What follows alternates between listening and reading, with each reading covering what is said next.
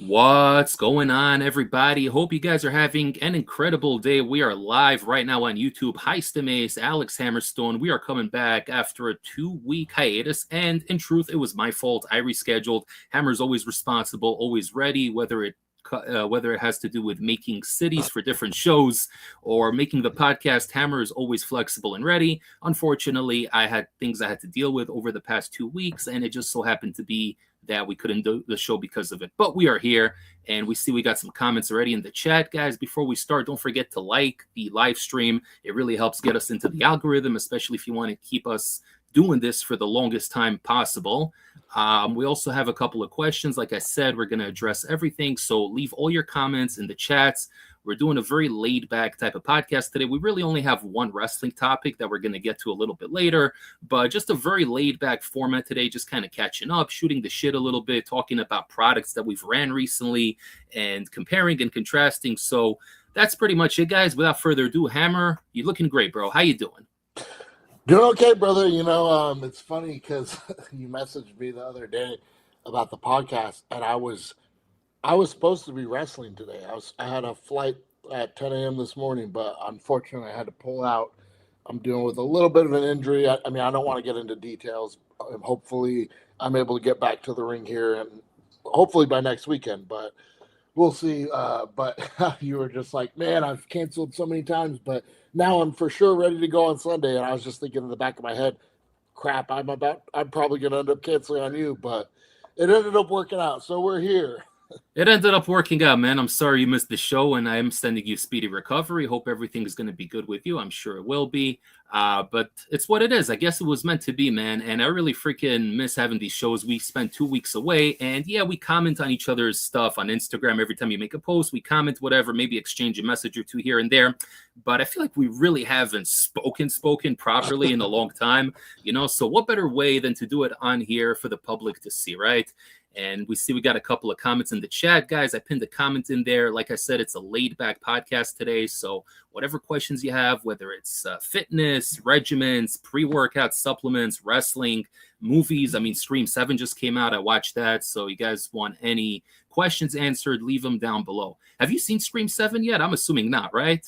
No, I think we still need to watch Scream 6. It's funny because like randomly, we just got this like weird hair up our ass, and excuse me, my girlfriend and I started watching the Scream movies. We never did before, but we watched like 1 through 5 all in a matter of probably 2 or 3 weeks, and I think we still have yet to watch 6. So we have to watch that, and then we're gonna get the new one for sure.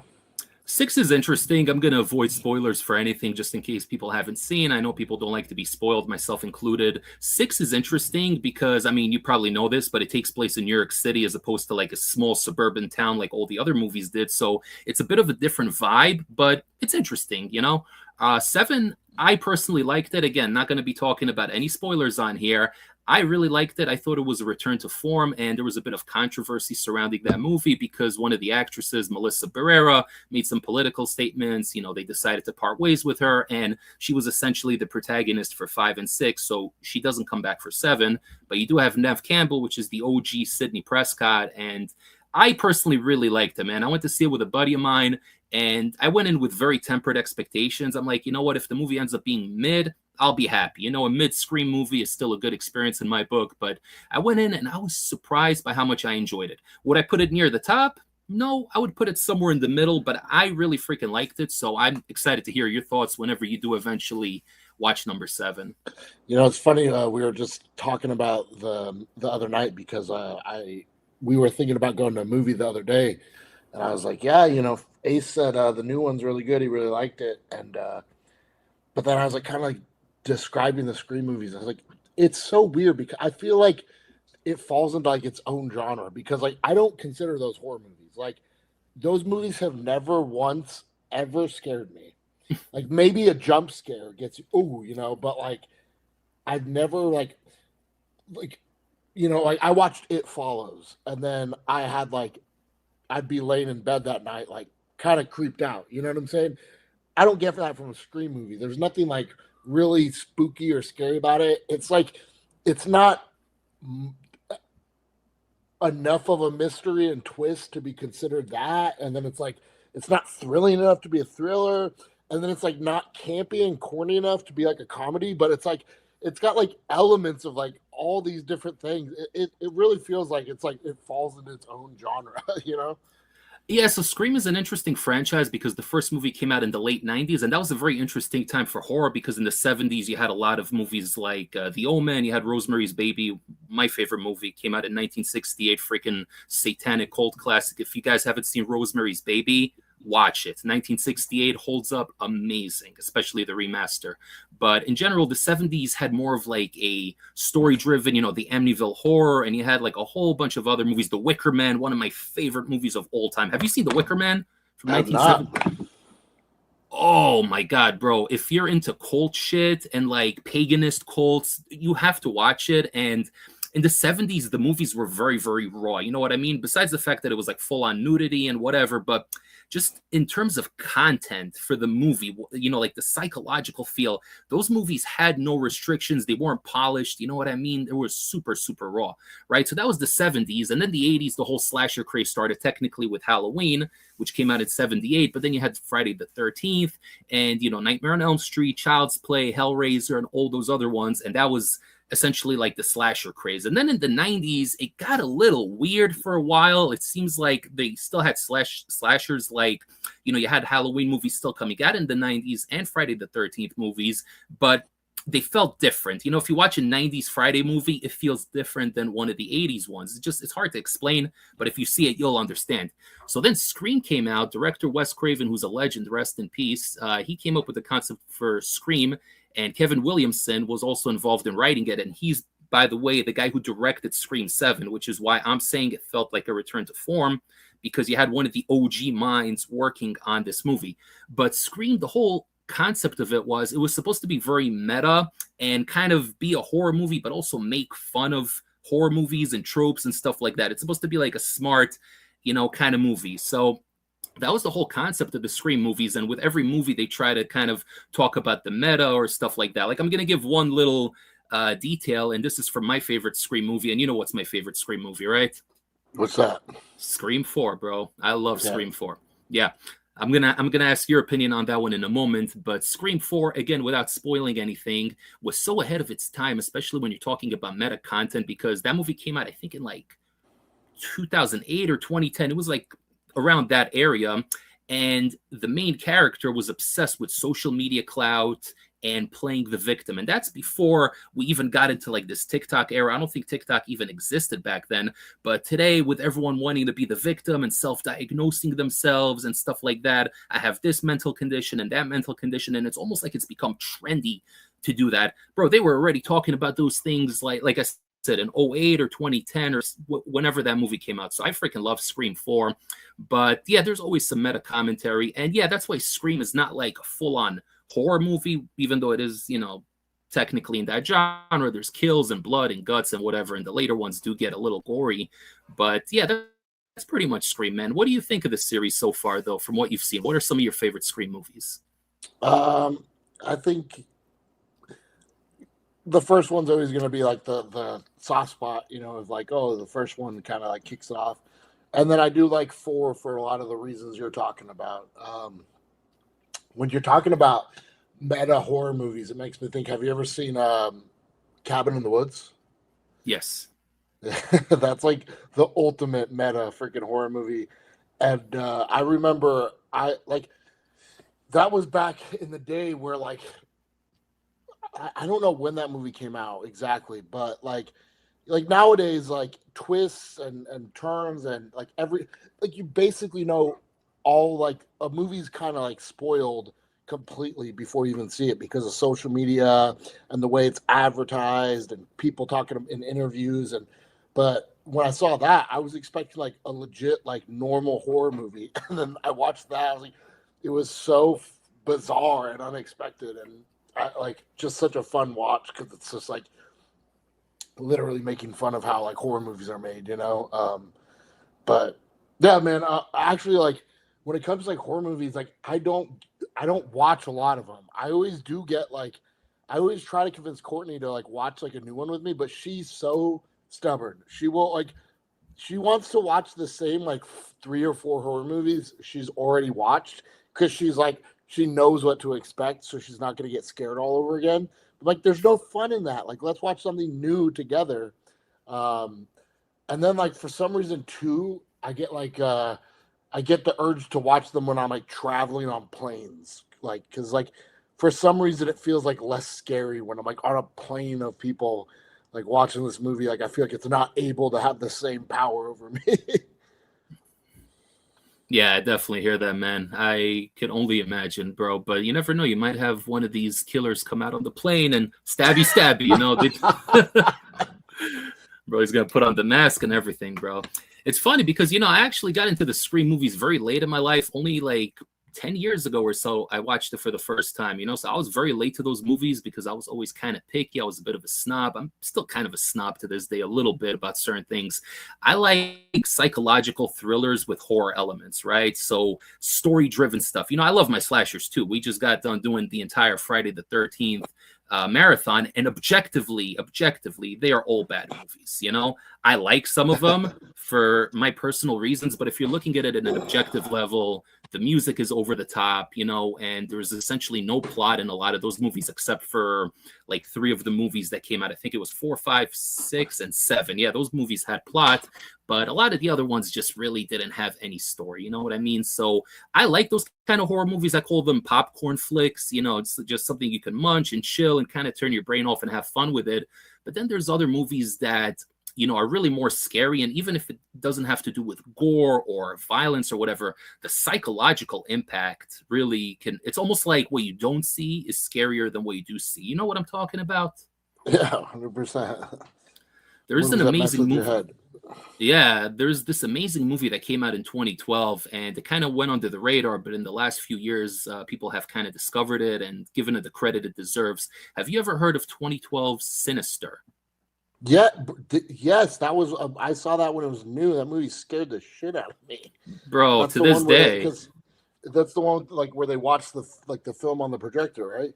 Like there's that it's those scenes like where they're watching the like just the way the film's going and it's like playing out is so creepy. It's just like even if there's nothing like that stand out scary about what's happening, that's like, oh my god, I'm so scared. It's just like it's this subtle twist on the way to present the media that makes it feel like bone chilling because you kind of put yourself in that place where you feel like you're in this old attic watching this film, you know, versus like watching a movie, you know. It's like, yeah, man, that movie was really fucking scary. And I don't know why more people didn't see that one. Like, I remember like that came out around the time of like The Conjuring, I want to say.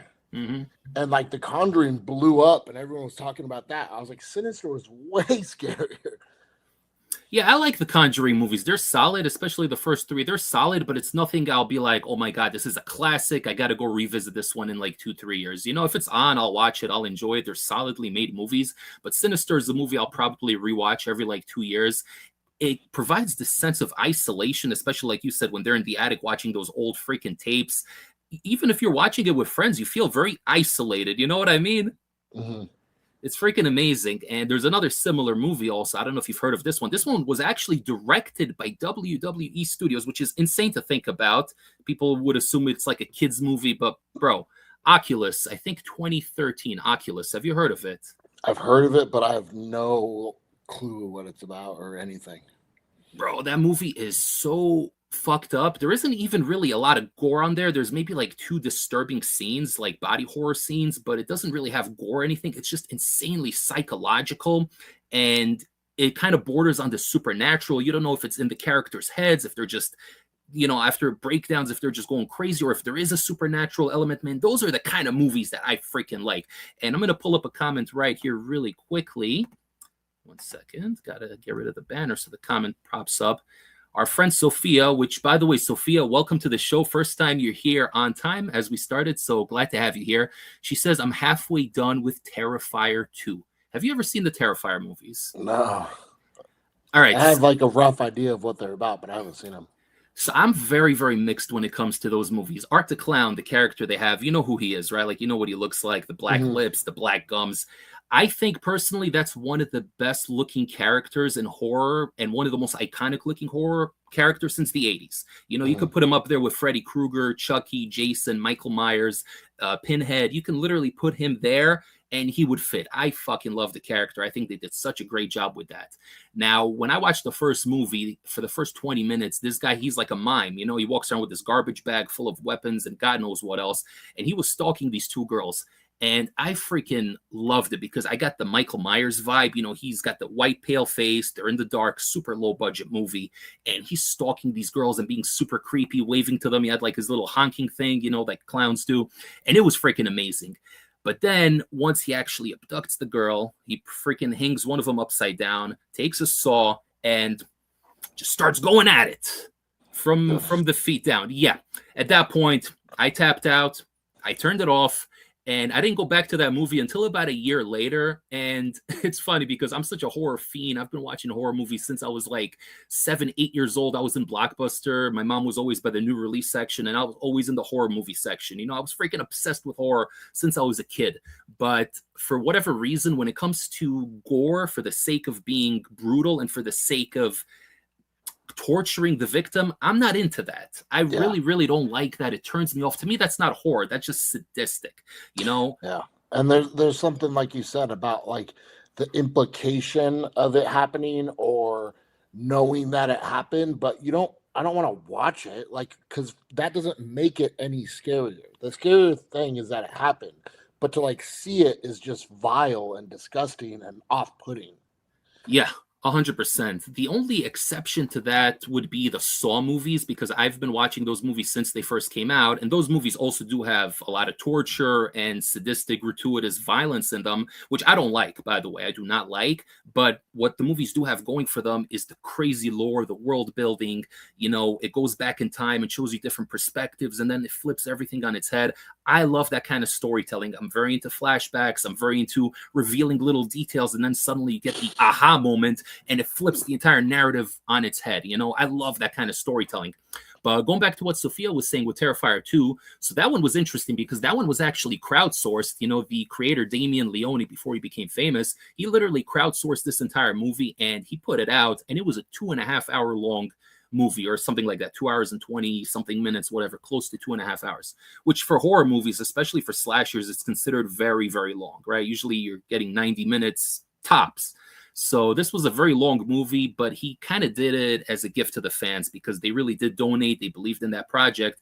And it's an interesting movie. I think Terrifier 2 probably is my favorite. It has the worst scene in the entire franchise. There's one scene involving torture in there with some girl in a bedroom that is the worst thing I've ever seen. That shit scarred me for life. But the storytelling is interesting. It has a little bit of the Nightmare on Elm Street Dream Warriors thing going on with a lot of dream sequences and crazy lighting and whatnot, almost like a fantasy world. It's interesting. And then the third one came out, which I did watch in theaters. That was an interesting experience, bro. I'm sitting there by myself because obviously I have no one insane enough to go with me to the theater to watch that movie. And literally, I have this Russian grandfather and his bro must have been no older than 9 or 10 years old, grandson sitting, you know, on my left. Bro, I'm like looking like this at some of the scenes, man, especially when it involves taking, you know, the chainsaw to the genitals and all that crazy shit. I'm watching like this, bro. And this 10-year-old kid and his grandfather are eating popcorn and watching like it's fucking nothing, dude. I remember so I've always loved like the Resident Evil series, but like I can't play the games. Like I have never to this day played one of the games. I would always watch my brother playing them. And I would sit there, he would play for 2 hours.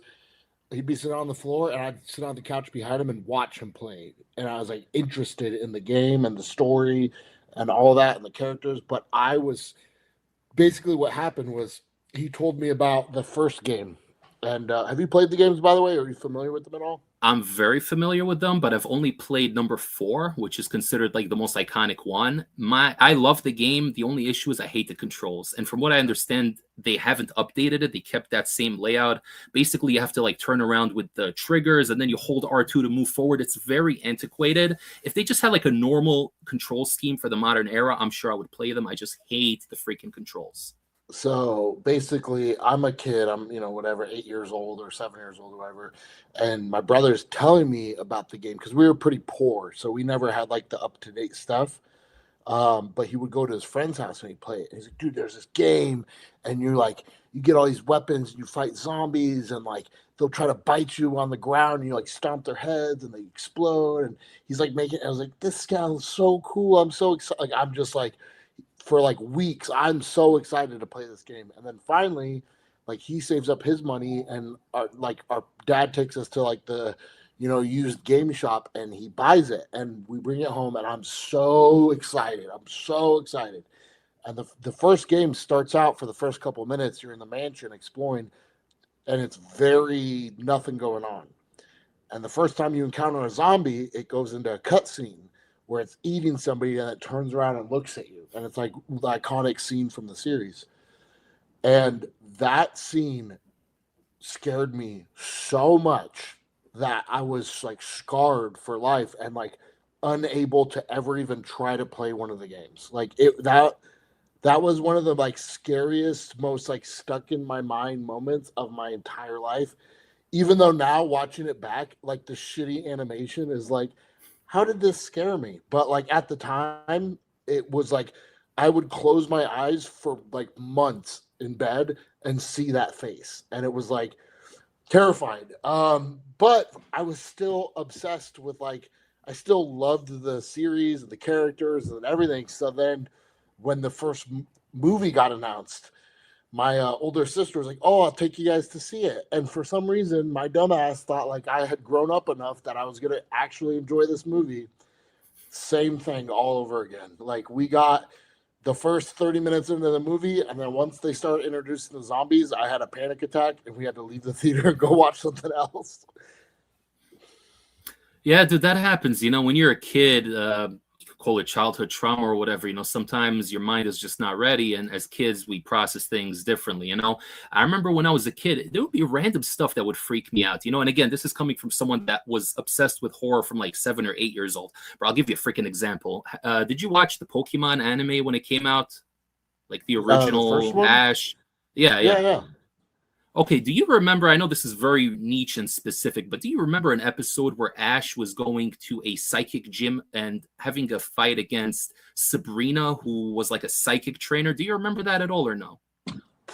Probably. I feel like that's a show where even though like I can't pick out certain memories in my head, it's like one of those things where if I watched any episode, my brain would start remembering it and realize I've watched it.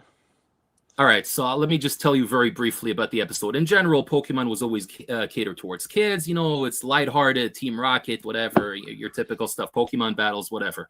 This episode was very different because usually Pokemon was very brightly lit, lots of colors and stuff going on, very happy vibes. They go into this town, I forgot the name of the town that she was in, the psychic gym leader, and they're like lost in a forest, and they see this creepy, but I mean creepy little girl with a ball. And she was like bouncing the ball, and then she kind of disappeared into the forest. So Ash and everyone are running after her to try to get her, right? And then they end up in the city somehow, and they go battle the gym leader. Turns out the gym leader is a fully grown girl named Sabrina, and that little girl was a freaking doll that she used psychic powers to bring to life. And she tells Ash, we're going to have the match, and if you lose, you're going to stay and play with me forever. Whatever the fuck that means, right? He loses the first match. And she literally uses her psychic powers to turn Ash and his two sidekicks into little doll-sized characters and put them inside like a box world that she created. And then you see that little doll, Sabrina, and she's like all fucking grown like 100 feet, and she's tormenting them. Bro, it's fucking crazy, crazy stuff, especially for like a Pokemon show, that I'm watching at 7, 8 years old. It was really freaking crazy. And I remember that stuck with me. Obviously, now it's my favorite episode of all time because, I'm a horror fiend, but I remember that specific episode so freaking vividly with that girl, Sabrina. It was freaking insane. Wait. We got some comments here. Hold up. We got some comments. I see we got some cultured people in the chat today. LOL, Sabrina was creepy as fuck. Yeah, she definitely was. Our good friend Harry from Premium Supplement Reviews, who did join us on the last episode, he said, I didn't want him to turn into a doll. I'm telling you, man, yo, it's crazy that people get the reference. I thought I was going to put that reference out there and people are just not going to know what the hell I'm talking about, but we got some cultured people in here, man. That's what's funny about growing up now and having like access to like the internet and Reddit and stuff. Because I remember there being this show when I was a kid that was like a fun little like kind of like a kids like mystery adventure show. But there was this one episode that had this monster. It was like this weird purple ooze, but then it like turned into a little creature, and it was terrifying. And I remember like being mortified as a kid. And then like I couldn't even really remember the name of the show. And like whenever I would describe it, no one knew what I was talking about. And then eventually I went down this like rabbit hole on the internet and I found like all these people talking about this show and this episode and how scary it was. And there's like this whole community of people that were like traumatized. The show was called Ghost Rider. And there's this one weird episode where there's like this weird purple goo that turns into like this little monster. It's got this creepy little face.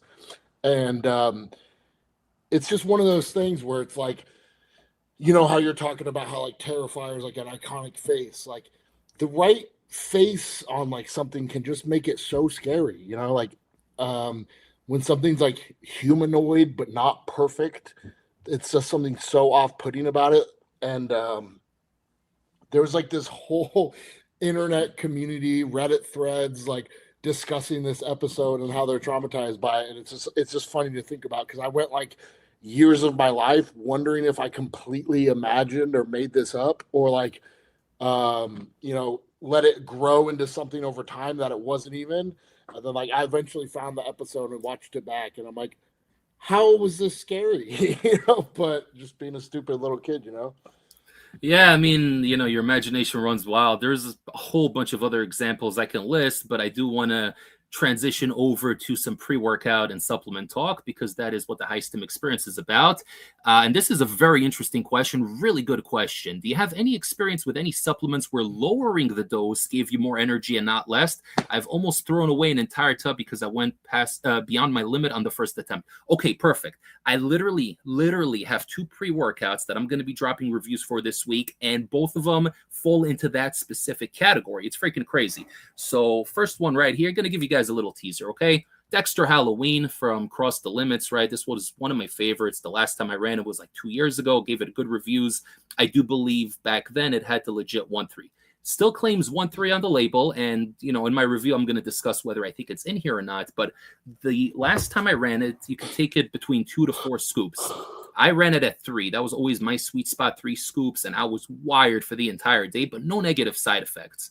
I ran it about a week and a half ago at 3 scoops, and bro, like the workout was amazing. The energy was amazing. You know, definitely had that old school feel, but I was tweaking and jittering so much, and my heart rate was up so much. It was too much, right? Then I ran it at 2 scoops, which is the recommended serving size. Much better experience. So that is one example. Another one, and this is an interesting one. This one I ran this is a very interesting label because it doesn't even tell you the scoop size, but it tells you the full proprietary blend dosage, 12,800 milligrams. It's from the UK. So 12.8 grams supposedly for the entire thing, even though they don't specify that is the serving size or whatever. You know, they don't mention if there's flavoring in there or whatever, but I ran it at a full dose, not the best experience. And running it at a lower dose, which I tried before at 8 grams, was much better. Still some negatives, but you guys are going to have to tune into the review to find out. But just 2 right off the bat, literally super relevant because those are 2 I ran very, very recently. So I definitely have some pre-workouts where, so there's like 2 different things we could talk about, where one is like you push over the edge and it's like it's not that you get less energy, but you just get overstimulated, so it becomes unproductive. And that's kind of like what happened yesterday. He's in the chat. He might be in the chat right now because he commented already. David Roman, He was the one who gave me the idea because he said he ran Psychotic Saw at like 10 or 11 grams with 4 of the Project M2 amino pills. And I should have known. Like, I should have freaking known because I don't know if they got weaker when they became like the dancing pills because I think that's what he has. But I have the original bottle that says 2 amino, and those are just so ridiculously stimulating. Like, it does feel like DMHA, but it feels almost like it's cut with something else. I'm not It's dirty. Feels dirty. Source, like DMHA to me doesn't feel super energizing and stimulating, and especially like as far as like central nervous system, like I don't feel like it amps me up. It's more very much it stacks with whatever formula you're putting in it. It kind of gives you like this very like more like a vibe and a head stimulation and like a neural drive. But those 2 amino pills give you like physical energy and physical stimulation. And I usually always take one. Like what I'll usually do is take like some kind of that's already illicit, like that's already got like, but not of like a heavy dose. And I'll add one of those caps because they're also very long lasting. So what it kind of does is elongate the experience and adds just a little bit to it. But he said, take fucking 4 of them. And I took 4 of them. And within like 30 minutes, I was like feeling pretty good. By the time I got to the gym, my head was blown off, dude. Like I would do a set and just like have to sit there for like 3 or 4 minutes, catching my breath and letting my heart relax. So that's like definitely an example of like overdoing it with like a substance and it becoming counterproductive. Like one of those pills, really cool add-on. 2 of them, now you're like, okay, that's probably the limit. 4 of them was just stupid and set me back the other direction. But as far as a pre being more stimulating at a lower dose, I literally just had that because I have El Jefe Neuro. And I took that and it's a really great pre-workout. It's not super stimulating, but it's just right. It's just like you're there, you have all the energy you need to train, you're very focused, you're very locked in. There's not like a crazy head high or buzz. It's just you feel locked in and you feel like you have the energy you need to have sufficient training. So then I ran it again and I did a half scoop of Magico with it because they have similar formulas, but Magico has some different nootropics that Neuro doesn't have. Like it has alpha GPC and L-Dopa, and then it has some of the other stuff. So I took a half scoop of Magico on top of it, which adds like 200 caffeine, it adds some more choline, it adds some more tyrosine. And I think what happened was like kind of how you talked about when you took the Gorilla Mode pre-workout that had like up 13 grams of tyrosine or something. At this point, I was getting up to like 8 or 9 grams of tyrosine. I was getting like 800 milligrams of CDP choline. And I think I just got like too much of a choline dump and it made me feel like less energized. Like it made me kind of like scatterbrained and like just feel weird. So I think that was an experience where because of like the certain ingredients in there, more didn't even like it's not like I took more and then I got overstimulated. It's like I took more and then I felt less energy. Yeah, no, that happens. That definitely happens. And I haven't had Magico in a while, or as Jay calls it, Mexico. But I remember really, really liking that one. And I personally wouldn't stack it with Neuro, but you said you did half a dose. So theoretically, it sounds like something that would work, right? You're just supplementing extra nootropics while taking half a serving out. So it sounds like it would work. But you never know. A lot of times these things, even if they're made by the same company, they don't necessarily synergize. You know, everyone's different in the end of the day, but definitely an interesting experience there. We got it coming from our friend Justin Troy. He says, what up, fellas? Currently watching while on the treadmill, waiting for this 30 grams of smack to kick in. That's smack without a C, per Hammer's recommendation. And I got to give you a shout out for that one because you put me on that one as well. And I freaking love that pre-workout, man. Seriously, good vibes on that one.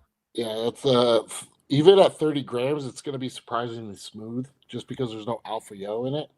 So it's just like it's pretty much the stims are just driven by caffeine, a couple nootropics, and then that English walnut, which is like, it's not the strongest DMHA, but it's a very feel good DMHA. So it's just like a smooth operator, like feel good pre workout, and like I said, they sent me that one, and I probably took 2 months to run it, and I felt bad. Like the guy even messaged me, he's like, "Hey, any feedback on the product?" I was like, "Yeah, I'm gonna get to it." I just, I really space out my illicit runs, and then my illicit day would come, and I'd run something else, and I kept doing that, and then finally I was like, "Okay, I'm gonna get this over with," and then I was like, "Oh wait, this is actually really good. Like this is a really good product." I'm actually probably gonna get another tub just because I've sent out a lot of samples of that. Like a lot of people, like whenever I trade pre-workouts or have people buy pre-workouts, I always say, "Hey, if you want a sample of anything, let me know. I'm happy to send it out on the house." And that one got recommended a lot. And then one guy I sent a product to, and it opened in the like shipping, like the lid broke. So he still got all the product, but he had to like pour it from the like shipping envelope back into the container. And I felt bad. I knew he really liked smacks. So like I sent him like 10 servings of it. So my tub's like running dangerously low. Damn, that's very generous of you, man. I mean, I've sent samples in the past as well. Not 10, but I've definitely sent samples in the past. Got a little bit of an update here. He says, crap, I'm going to get cold out. It was the original batch that I ran, but I have the dancing pills as well. Interesting. So it goes back to what I was saying, man. People react differently to stuff. Better than me, I guess. Yeah, that's crazy, man. Everybody. Oh, here we go. Another good comment from David Roman. He says, Wrecked and Rage can't be ran at a full dose. What do you think? That's a good point. That one, like that's a pre-workout that feels very good at a half serving or like a half serving mixed with something else. But the full serving of that just like puts it like that's just not even for me, like a alpha yo dog, that one just is too much for me. Yeah, it's insane, bro. Right now I have the two batches that I theorize are a little bit watered down, being the Halloween and the Christmas batches. The other one I did end up trading away. It was too much for me. But even those, I mean, they still hit really hard at 2 scoops. I recently ran, it was the Christmas one, which was the cranberry flavor, which I really liked. Just 1 scoop, so half a serving mixed with Kill Switch. That was freaking amazing. Oh my God. Because Kill Switch gives you that mental endurance, and then the physical aggression you get from this one. Wow. Next level. So 2 stacks that I really like. First of all, like the cranberry frost wrecked at the full 2 scoops, and then 3 of the Mr. White pure white capsules was awesome. Like, because like, again, like that's a DMHA source that's not super strong. So like 300 feels more like 150, 175. And it was just like, I was just cruising on happy mode with all the energy I needed. But my last like free day I had where I was like, I don't have any reviews I have to catch up on. I get to run whatever I want. I cracked open the old school barbarian that I haven't opened that container in months. The one with DMBA, I took the full 15 grams and I put 5 grams of Kill Switch in it. Oh my freaking gosh. It was bonkers. Like so much feel good focus. It like you just be training for an hour and feel like you hadn't done anything. Like there was no fatigue. It was wild. And it was on the edge, like, but it wasn't as like, it didn't feel dangerous. Like I didn't feel like, oh my gosh, I shouldn't have done this, but that was a freaking wild recipe. Yeah, man. I really like Kill Switch. Even on its own, it's great, but it does kind of seem to lack a little bit in the energy department. So I've done stacks where I took Kill Switch, paired a light pump formula on top of it, and just added an Alpha Yo capsule. And that to me would work perfectly. But with the Wrecked and Raged, even with the weaker batch, man, half a scoop on top of 1 flat Kill Switch scoop, man, that thing is freaking beautiful, man. It's a beautiful experience. Absolutely love that one. The new craze, the OG, seems to work well utilized that way too. Like 1 6-gram scoop added to something else just to like add that focus nootropic aspect, because on its own I don't really care for it, but I was like, I used it, I was like, feels like I could use this, but I wouldn't do it on its own. So I've used it like 1 scoop of that with something like more energetic and strong, and that's kind of a good thing to try if you haven't tried that yet.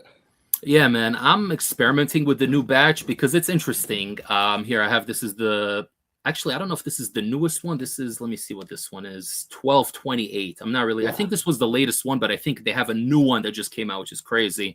Can't freaking keep up with all these damn batches, but by the time I want to review it, they already are moved on to the next batch. You know, it's crazy. But I literally, it's funny because I did the first Craze review. Like, no one's reviewed that product in years.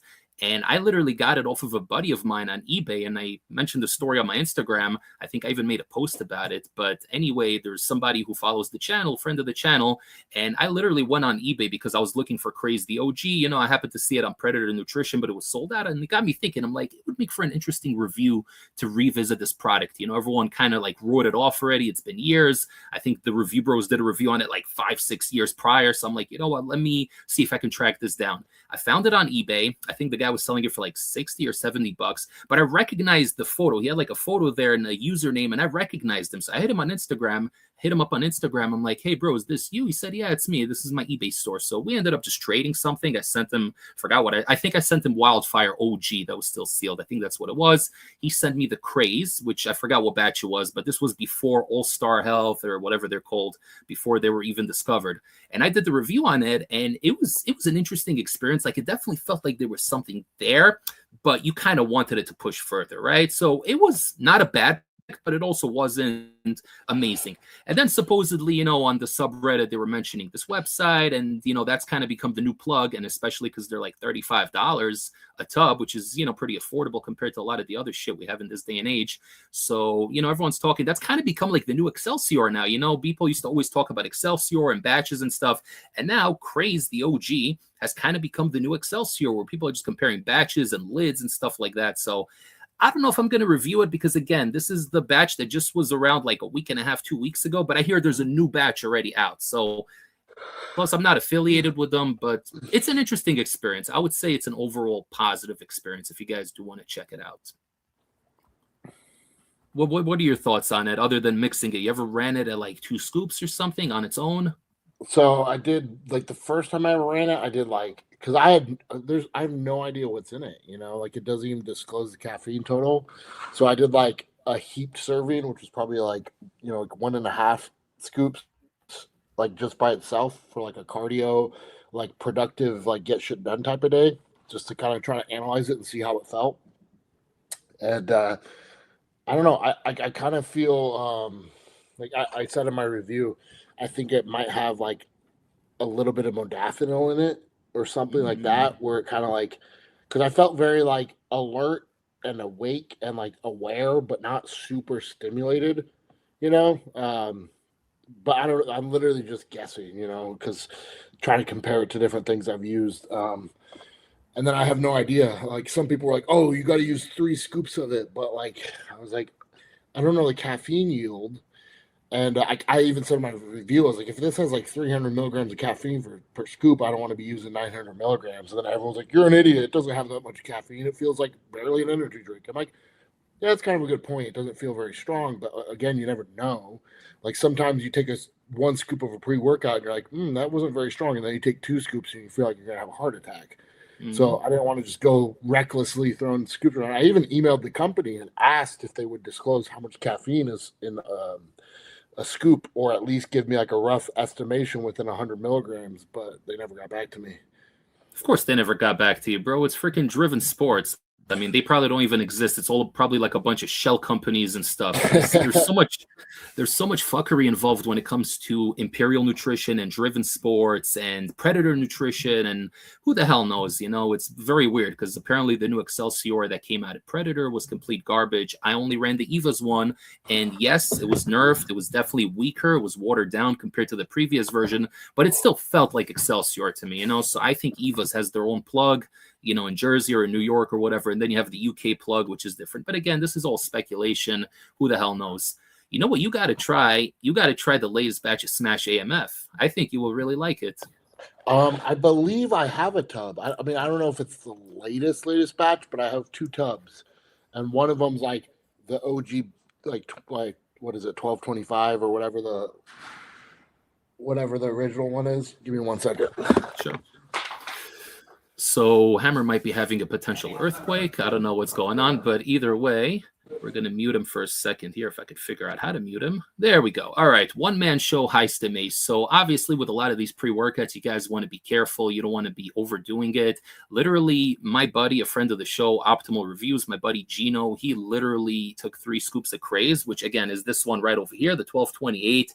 And he specifically told me that 3 scoops felt amazing, right? But then what happened was he actually ended up in the freaking ER, man. So that was a pretty crazy situation. Damn.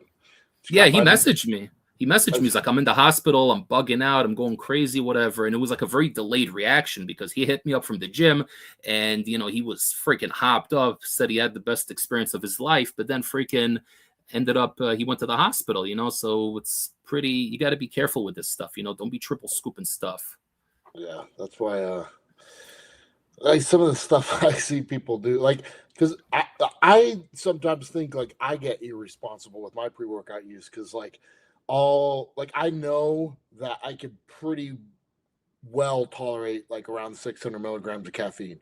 So a lot of times I'll like look at a formula and depending on how much caffeine and alpha-O it has, I'll do the math to like, okay, so if there's this many grams to get 400 milligrams of caffeine, I want to juice it up to 600, need this many grams of the pre-workout, and I'll juice up the formula a little bit heavier because I'm like, I know I can handle this. I've taken, you know, and I'm like, then I start feeling like I'm being irresponsible. But then I see the stuff that some people do, and I'm just like, oh, I'm fine, you know. People stacking like freaking 300 milligrams of DMHA caps on top of like Munyako that already has 300 milligrams of DMHA. I'm like, what's the point? You know, what are you trying to get here? You know? Yeah, so me and you are very much alike to Mad Chemist stacks, and even in the 2 videos I did, the what was it, the High Stim something volume, whatever. You know what? Oh, favorite stacks, High Stim Ace favorite stacks, right?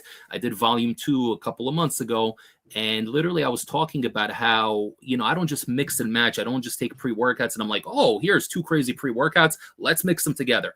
I don't do that. Whatever I take that's lacking in something, I'm going to supplement with something else. So everything I do, even if I do push it, and I do push it sometimes, right? But I do it in a way that's actually thought out. And I'm not going to take, like you said, DMHA capsules on top of a pre that already has 300 milligrams DMHA. Like, I wouldn't do that. And you're the same way because we're knowledgeable. We know about the ingredients and potential side effects and how they interact. And it's still an experiment in the end of the day because you don't know how things are going to interact, labels aside. But in the end of the day, we at least knowledgeable, and I'm sure a lot of the people watching. But then you have a lot of younger people I'm seeing in the gym. I'm telling you, like, they're dry scooping shit, these kids. And even if it's a weak pre-workout, even if it's Ghost, even if it's bucked up, you know, you're still taking 3 times what the suggested serving size is. You know, you can heap it, you could do a scoop and a half. I mean, hell, you could do double this dose, but 3 is freaking crazy. Yeah. But speaking of which, man, we always have insane people in the chat, and I do mean that in a good way. He said, took 3 scoops this morning, hardly noticed anything. Just specify if you're talking about Craze or if you're talking about anything else. Just make sure to specify so we can address that. I mean, listen, you have daily drivers, again, like I said, bucked up, right? Or I remember one of my first pre-workouts that I ever took was Optimum Nutrition. I think it was just called pre-workout. I don't think it even had a name. It was just Optimum Nutrition pre-workout, and it was like 130 milligrams of caffeine or whatever, you know? So yeah, technically 3 scoops of that, you know, it's still like under 400, but I still wouldn't do it. I don't know, call me paranoid or whatever, but I wouldn't do it. Okay, so our friend Best Crazy Boy said he took 3 scoops of Craze. All right, so that's interesting, man. I personally wouldn't do it. Again, I know I'm High Stim Ace and Hammer is Hammer and we run all this crazy shit, but again, you don't know the amount of caffeine that's in here. You don't know what the exotic stimulant is, but you're saying it didn't affect you. So let me know, did you stack it with something else? Did you add a pump formula on top of it? Maybe kind of smoothened out the effect a little bit. Specify a little bit more. I'm going to pull you up again and we'll talk about it. But again, I personally wouldn't take 3 scoops. That's just crazy. The pre that really wrecked me the most recently, though, is that I'm telling you, the one I showed you earlier, this one here, Unknown. And it's funny because I watched both Review Bros reviews, and they were Aaron from the Review Bros was talking about Goddamn Fury, and he said that one made him tweak, and he thought he was going to call the ambulance, and it was like a crazy experience. And then Craig, the other review bro, was talking about this one, and he said it feels like a medium to high stim, like it was good, it felt illicit, but nothing too over the top. My reaction was literally the opposite. Goddamn Fury, even at the full dose, like, yeah, that stuff is illicit as hell on the level of juiced and smashed, but it wasn't too much for me. I was able to take it and there was no issues. But this one, for whatever reason, man, and again, it could be I overdosed it because they're not really specifying how much per scoop.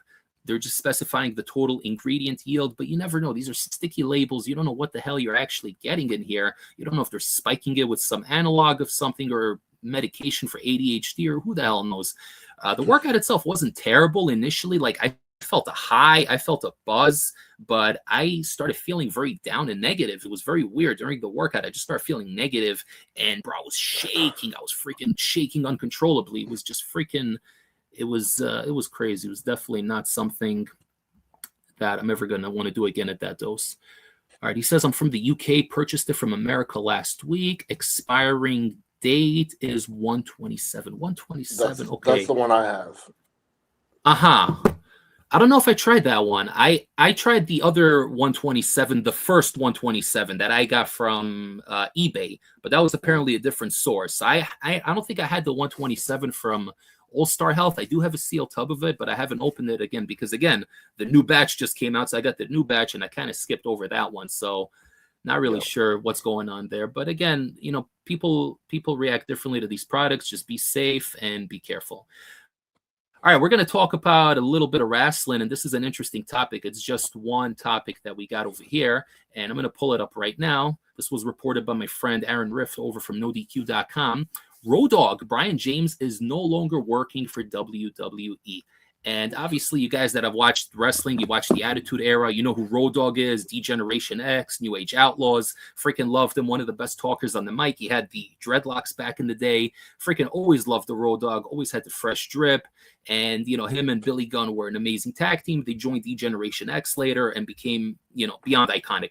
Now, he's been working in the WWE for a long time behind the scenes, you know, whether it's producing, creative, like they kind of moved him around. But he has left the company, I think, twice previously. I don't know if he got fired or if he left on his own accord, but this isn't the first time that he left after being there for a while. You know, further elaborating on it, it says that Road Dogg Brian James reportedly decided to leave WWE after receiving his annual review. So there is a show out right now. I haven't watched the show. It's called WWE Unreal, where they're kind of going behind the scenes and really kind of talking about the creative process and whatnot. Now, I haven't watched the show. I listened to podcasts of people that have watched the show, so I kind of have an idea of what's happening. But from what I understand, he didn't come out at the best light. He really was trying to defend somebody. I think it was Chelsea Green, who's a female wrestler who's very talented on the mic, but they don't really push her that much. They don't consider her to be top of the line when it comes to a wrestler, but he was defending her. And just from the clip I saw on YouTube, it seemed like there was an internal conflict there. So I'm sure that has to do with it. I don't have any insider information other than what I'm seeing right here, but still pretty crazy. Brian James, Road Dogg, who's been there for a long, long time, no longer there. What do you think, brother? Take it away. Yeah, you know, you don't know what to think because you hear, like, you know, there's always two sides to these stories where it's like he got fired because he was, you know, ruffling too many feathers. And then it's like, no, he left after he disliked the process. And like, you don't really know if it's like somewhere in the middle. You know, I have seen some clips circulating, you know, of like him, you know, him being like the odd man out in like the creative meetings about something. I think the one I saw was like him arguing about like the R-Truth storyline they were doing with John Cena, and like he was like making a big fuss about how none of this shit made any sense and this and that, and like going back and forth with a couple people, you know. But it's like it's wrestling is such a hard thing to be in because you could argue like that anything makes sense, and you could argue that anything doesn't make sense, you know, because it just depends on your perspective. And it's like you could almost just do it for the sake of argument. Like, even if you didn't believe what you were saying, you could come from the stance of like explaining away why a storyline makes zero sense, you know, even if you thought it was a good storyline. Because at the end of the day, it's just people coming up with different opinions of how something should work. There's no objectivity to it. So when you believe really strongly about something, and you're like surrounded by a bunch of people that don't, it's gonna be frustrating, you know. Like at the end of the day, like I hope it is that he left that rather than he got fired, because what that does mean is that he actually cares, you know, which is more important than having someone who comes up with an idea and then the second you give them any kind of pushback, they just kind of cave and go, okay. Like, you want someone who thinks about it enough to actually have a strong opinion. But at the same time, you know, if that's causing too much abrasion, you know, where do you draw the line? So it is very interesting. Yeah, definitely going to keep an eye on the story, you know. And again, I haven't seen the WWE Unreal. Probably never going to watch it if I'm being honest. I really don't care to. I do like the concept of kayfabe, and you know, we know wrestling is scripted and whatnot, but it doesn't matter. When I'm watching that show, whatever show I'm watching during the week, I want to suspend disbelief for X amount of hours that I'm watching the show and take it in, even if it's all predetermined. Who gives a shit, you know? You and every other athlete are going in there and kicking each other's asses for real. So you know, it's freaking incredible. But yeah, the creative process has been suffering in WWE for a while. In my opinion, it seems like a lot of people aren't down with Triple H anymore. I remember when he first came in, you know, everyone was freaking worshiping him because he was running NXT, and you know, you had all the indie darlings and everyone that was really for Triple H. Now it seems like people are kind of turning on him, and it really has to do with the lack of creative. And I think he gets himself in bad situations because he's always hyping up shows, saying there's going to be big surprises and game changing. You know, he uses terminology where it's like new era, game changing, you know, and then nothing happens. You know, it's just whatever, another show, and people are just kind of already let down. You know, it's like the boy who cried wolf, right? Or whatever that thing is, you know. So that's my thoughts on it. Definitely going to keep an eye on the story. But we got one question. This is going to be the final one here before we wrap up, from our buddy Harry, Premium Supplement Reviews. Check out his YouTube channel. Thoughts on Cody Rhodes beating Drew for the WWE Championship on SmackDown? So it's funny you asked that question, because I actually have a meme on here, which I just decided to add just for the hell of it. And you brought it up, so we're going to pop it on here. Here's Drew Galloway, or Drew McIntyre's timeline. Won the title in front of no crowd. Won title in front of no crowd. Lost the title in 5 minutes. Lost the title just 1 month before Mania. So Drew Galloway, I keep calling him Drew Galloway, Drew McIntyre, always getting screwed. I really feel bad for the guy, man. What do you think? Yeah, I mean, it's one of the situations where we're probably going to understand the bigger picture as, you know, the Mania card starts to come into fruition and, you know, all the matches are finalized. You know, and sometimes that's what sucks, is like, it's not that they necessarily want to take the title off Drew. It's that they want this marquee match of this person versus this person, and they want that match to include the belt.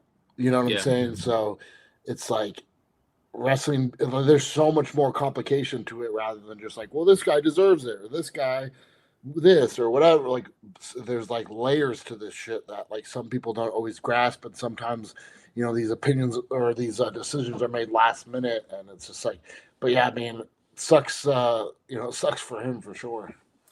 Yeah, bro. I've always been a big fan of his. And, you know, Vince Russo on his podcast always talks about the fact that Drew is so talented that they believe that no matter how much they screw him over, he can overcome it and get himself over again. And there is a truth to it. I do think there is a truth to that, because he's just very talented. I've always been a fan of his. I think the guy looks amazing. He's good on the mic. He plays a baby face well. When he was in TNA, he was a great baby face. He freaking plays a heel amazing. He's currently playing a heel. You know, he plays the in-between tweener a little bit, if you want to call it that. So very, very talented. But I get it. Cody Rhodes is kind of the new John Cena in this day and age. You know, they need him in the marquee spot, in the posters for WrestleMania. And it's understandable. But at the same time, you can't help but feel a little bit bad for Drew McIntyre, you know? Yeah, 100%. Yeah, Sophia even agrees. She says Drew deserves better.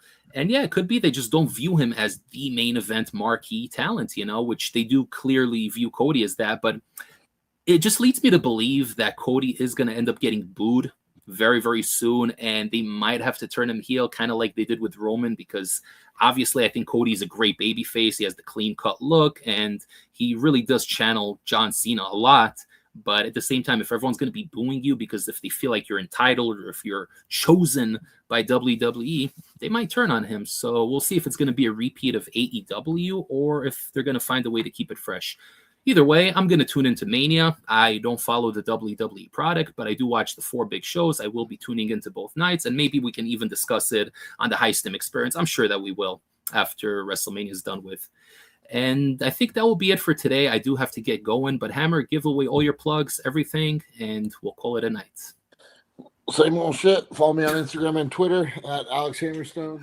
YouTube reviews, just search Hammerstone or Bodybuild Alex, I think is still my handle because I don't know how to change it. But yeah, man, same old, same old. Hopefully we'll be back same time next week. Absolutely, absolutely. Guys, don't forget to like the video on your way out. It helps the algorithm. If you came in late, you can rewatch the video as soon as it goes off the air. You can catch a replay. We did spend a lot of time talking about horror movies, which was not planned, by the way, but that's how we do it here on the channel. We kind of go with the flow, shoot the shit, and keep a nice laid-back atmosphere. I want to thank everybody for joining us today. You guys are what makes this show amazing. Thank you so much.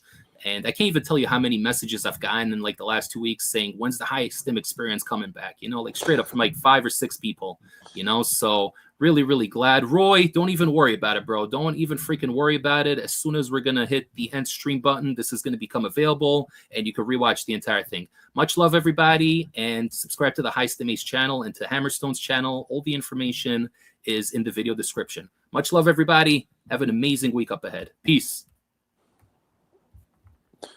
All right.